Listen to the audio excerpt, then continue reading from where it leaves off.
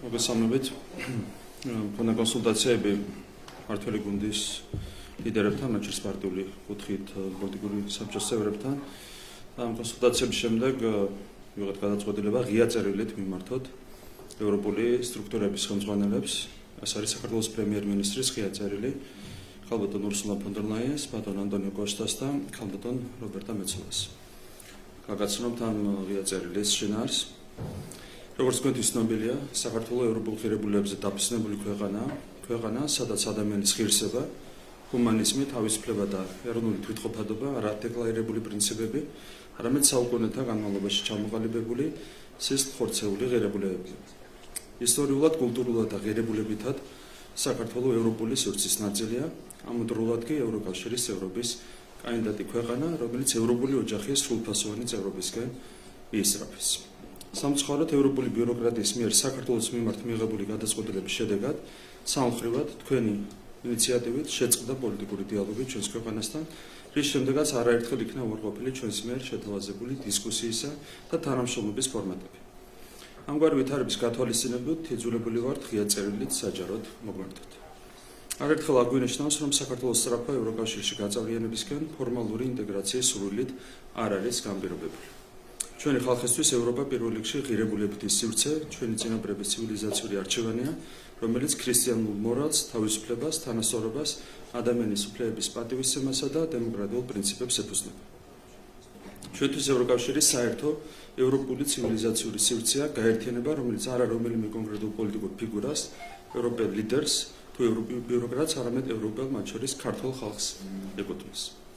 ამ ფონზე, როგორც ევროპული ცივილიზაციის ნაწილს და ევროკავშირის წევრობის კანდიდატ ქვეყანას, გვაქვს კითხვები იმ შემაშფოთებელ მოვლენებთან დაკავშირებით, რომლებიც შუაგულ ევროპაში, დანიის დედაქალაქ კოპენჰაგენში განვითარდა და რომლებსაც ვფიქრობთ არაფერი აქვს საერთო არც ევროპასთან და არც ევროპულ ღირებულებებთან.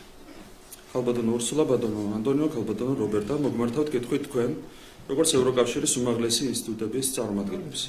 როგორ აფასებთ იმ ძალადობას, რომელიც დანიის დედაქალაქ კოპენჰაგენში განვითარდა, როდესაც მშვიდობიანი დემონსტრაციის მონაწილეებს ჯერ ხელკეტებით გაუსწორდნენ, შემდეგ კი მათი წინააღმდეგ ძაღლები გამოიყენეს.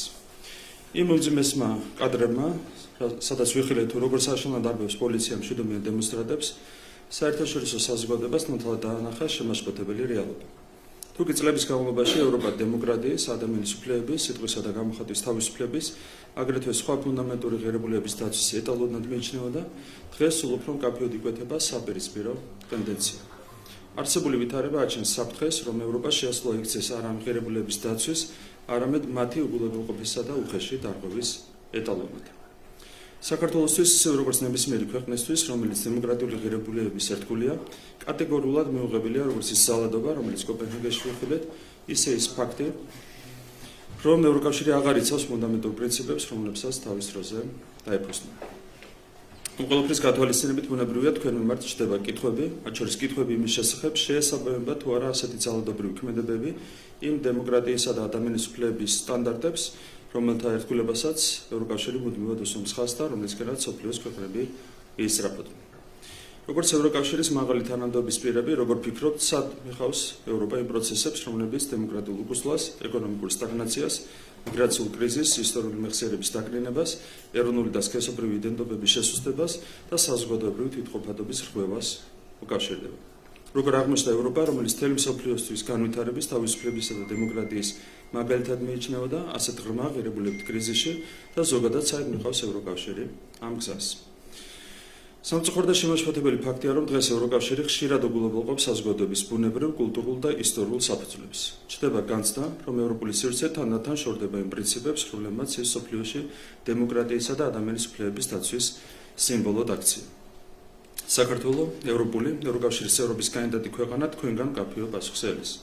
რა გეგმა აქვს ევროკავშირის ამ მიმართულებით ვითარდება მოვლენები გაერთიანების შიგნით და რა იქნება ამ შემაშფოთებელი პროცესების საბოლოო შედეგი, პროცესებისა, რომლებზეც არა მხოლოდ ჩვენ საუბრობთ, არამედ სხვა ევროპული ქვეყნების მოსახლეობა და პოლიტიკური ლიდერებიც საჯაროდ საუბრობენ. მადლობა, ეს არის ჩვენი ღია წერილის შინაარსი.